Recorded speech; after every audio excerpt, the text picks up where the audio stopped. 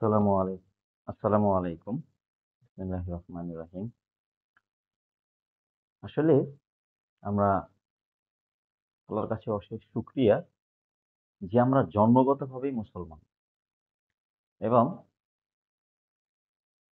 মুসলমান ঘরে জন্ম নেওয়ার সুবাদে আমরা ফ্যামিলিগতভাবেই ইসলামকে বিশ্বাস করি, নবী রাসূলকে বিশ্বাস করি, ধারণ করি এবং যারা এলেম প্রচার করে বা দ্বীন প্রচার করে সেসব আলেমদেরও আমরা সম্মান করি।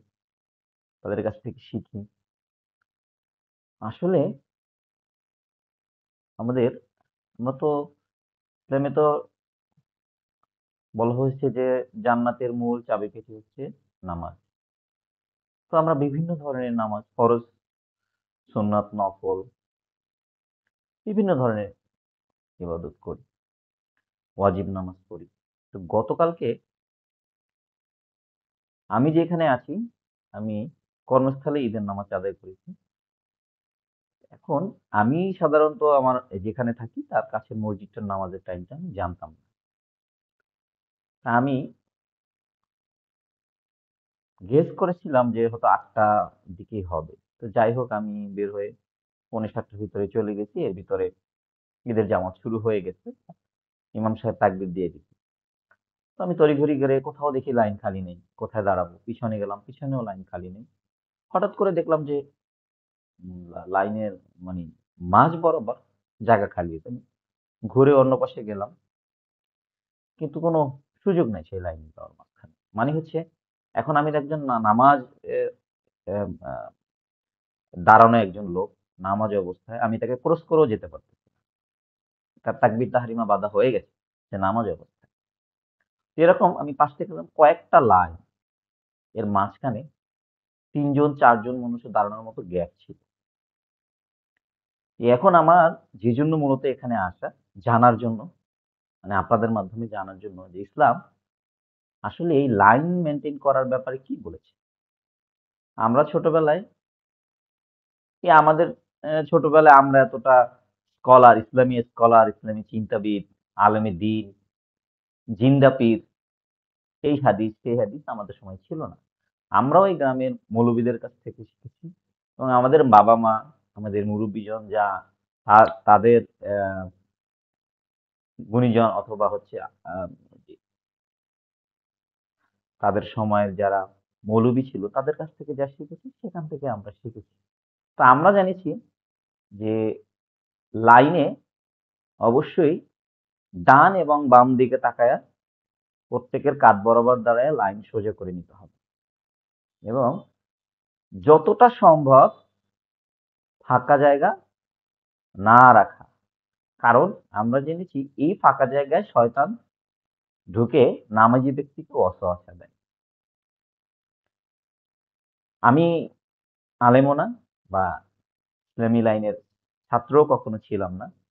এই কথাগুলো বলা মূলত জানার জন্য। এখন আমরা প্রচন্ড ইসলামকে ভালোবাসি। এই ইসলাম খাতরা মে এটা শোনার সাথে সাথেই আমরা আক্রমণ করতে পারি। কিন্তু আসলে আমরা ইসলাম সম্পর্কে কতটা সচেতন? সেখানে সেই লাইনে পিছনে মধ্যবয়স্ক, ইয়ং, মুরব্বিজনও ছিল। তাদেরও তো দায়িত্বের মধ্যে পড়ে সেই লাইনটা পূরণ করা। তো সবথেকে বড় কথা হচ্ছে আমার মনে হয় আমাদের গ্রামে একজন রাখাল সে একটা লাঠির মাধ্যমে শত শত গরু এ চর থেকে ও চর, শত শত মহিষ এ চর থেকে ও চর নিয়ে যায়।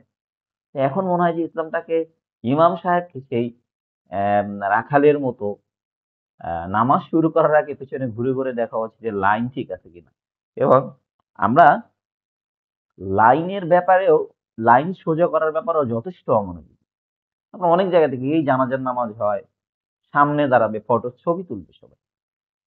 এই নামাজ হয়, কেউ কারো লাইন সোজা করার ব্যাপারে একদম উদাসীন। আসলে নামাজ যেটা হচ্ছে আমরা নিজের প্রয়োজনে করি। এখন নিজের প্রয়োজনে পড়ার জন্য যদি আমরা যে নামাজ পড়লাম সেই নামাজের সামান্য যে প্রত্যেকটা জিনিসেরই তো একটা মৌলিক রুলস থাকে। সেই রুলস আমরা আসলেই উদাসীন। এখন আমি তো ভাই পাপী মানুষ, সেখানে নামাজ পড়ছি তাদের সাথে। আমার মনের মধ্যে ভয়, যে পড়লাম, রোজা রাখলাম, এই রোজা রাখার পরে ঈদের নামাজটা পড়তে আসলাম, সেই নামাজও পড়লাম, কিন্তু মনের মধ্যে একটা খুঁতখুঁতি রয়ে গেল, এই যে লাইন ফাঁকা, আল্লাহ সবের পরিবর্তে পাপ দিল কিনা, বা কোনো, না জানলে যেটা হয়, মানে এখন হচ্ছে আমরা আমাদের সময় আমরা ভুল করব, কিন্তু এখন তো বড় বড় ইসলামিক স্কলার, ইসলামিক বক্তা, আল্লামা আলিমী দ্বীন, অভাব নাই। তাহলে তাদের কাছ থেকে আমরা কি শিখছি? তারা আমাদেরকে কি শেখাচ্ছে?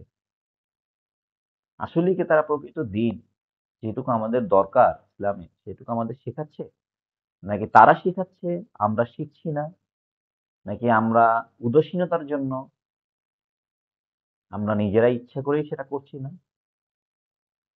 আশা করি সবাই যে যা জানেন কমেন্ট করে জানাবেন। আপনার মাধ্যমে যেন আমি শিখতে পারি। আমাদের সবাইকে আল্লাহ মুসলমান হিসেবে ইসলামের যে নিয়ম আছে, মৌলিক নিয়ম চলো, নামাজের যে মৌলিক নিয়ম আছে, সেটা মেনে চলার তৌফিক দান করুন। সবাই ভালো থাকবেন। আসসালামু আলাইকুম রহমতুল্লাহ।